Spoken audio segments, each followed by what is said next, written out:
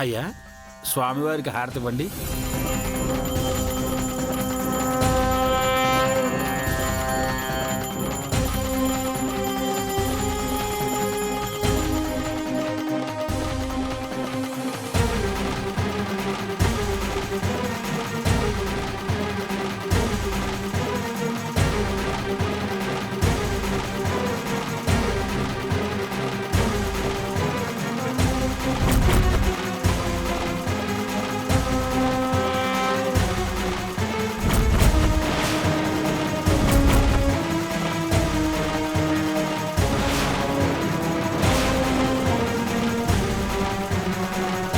అందరికీ హారతి ఇవ్వండి. సార్, హారతి ఇవ్వండి. ఏమైంది రుద్రా? శివలింగం హారతి వేడికి ఎలా అయిపోయిందో చూడండి పెదనాన్న.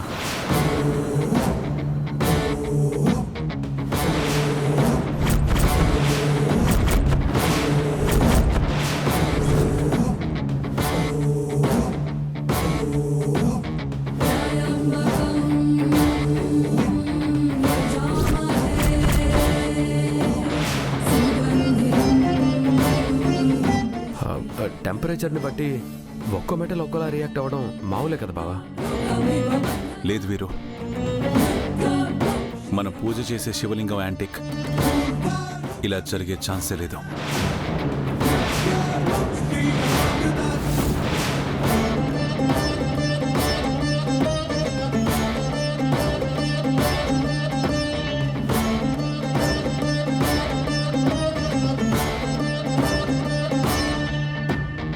వెయిట్ కూడా తక్కువ ఉంది. Something is going wrong.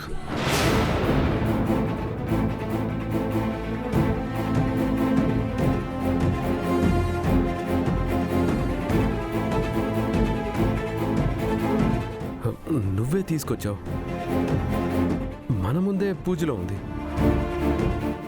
ఇంతలో ఏమైపోతుంది బావా? కాలం గడిచే కొద్దీ కొన్ని క్షీణత ఏర్పడతాయి. సంవత్సరం పాటు గుప్తంగా దాచారు కదా, అందుకే అలా అనిపిస్తూ ఉంటుంది. లేదు పంతులు గారు, ఎక్కడో ఏదో పొరపాటు జరిగింది. భగవంతుడా, ఏంటి అపశకునం? అంటే స్వామివారి కృప మాకు లేనట్టేనా? ఈ శివలింగం మహిమ పోయిందా?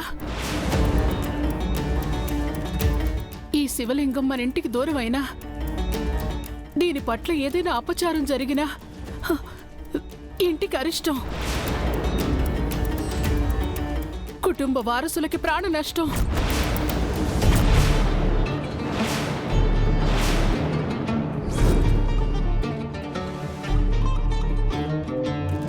లేదు, అలా జరగకూడదు. అలా జరగకూడదు, అలా జరగకూడదు, అలా జరగకూడదు, అలా జరగకూడదు.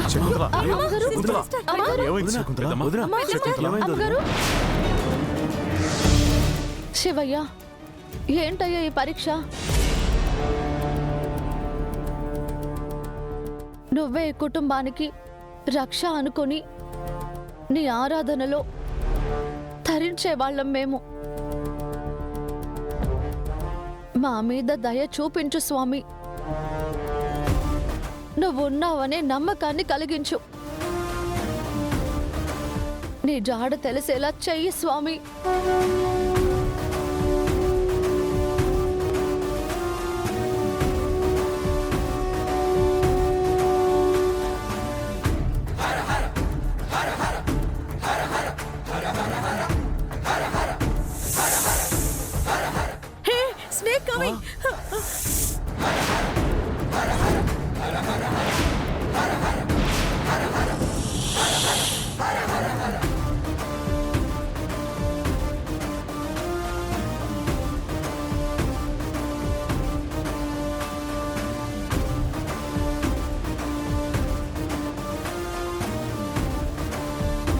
మీరేం భయపడకండమ్మా, నేను ఆ సంచితో సహా తీసుకువెళ్ళి పాముని బయటపడేస్తాను. త్వరగా తీసుకెళ్ళండి పంతులు గారు. అలాగేనండి.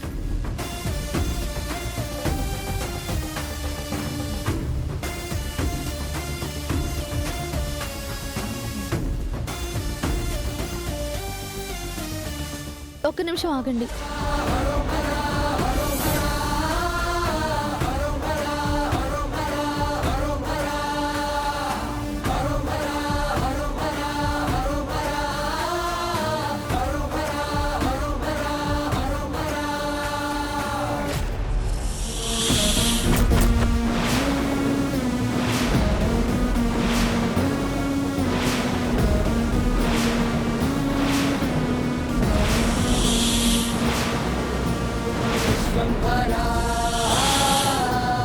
సార్, శివలింగం ఇక్కడే ఉంది.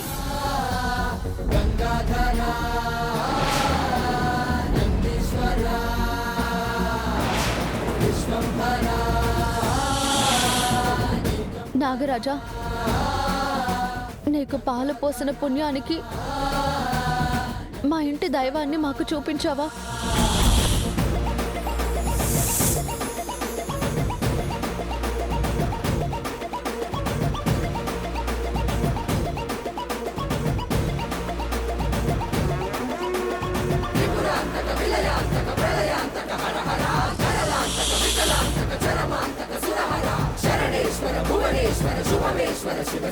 అసలు ఆ బ్యాగ్లోకి శివలింగం ఎలా వచ్చింది? పూజారి గారు, ఏ ఆగండి. అమృత గడియలు ముగిసేలోపు శివలింగానికి పూజ జరగాలి. ముందు ఆ పూజ పూర్తి చేయండి. అవును బావా, ఆ పంతుల సంగతి నేను చూసుకుంటాను. మీరు పూజ చేయండి.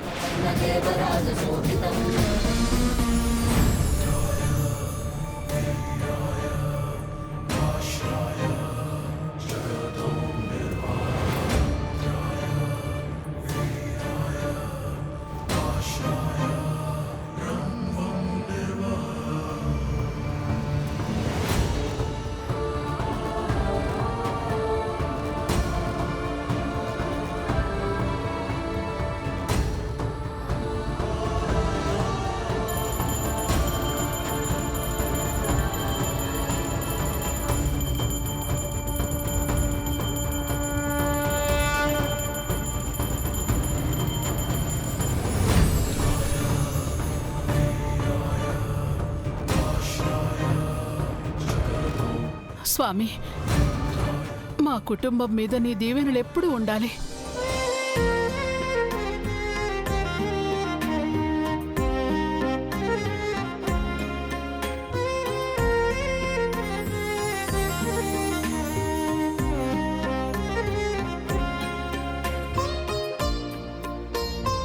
అసలు ఆ పంతులెవరు? మన ఇంట్లో శివలింగం దొంగిలించాలని ఎందుకు ప్రయత్నించాడు? ఏం అర్థం కావట్లేదు అన్నయ్య. హారతి తీసుకోండి. దొరికాడా? ఆ పంతులు తప్పించుకున్నాడు మావయ్య గారు.